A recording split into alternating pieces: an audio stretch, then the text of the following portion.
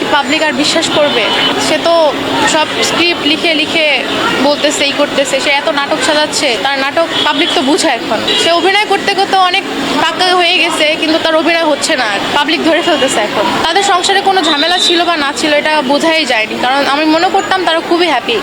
তাদের যত ব্লগই দেখতাম, সব ভিডিওতে দেখতাম খুবই হ্যাপি থাকতো তারা।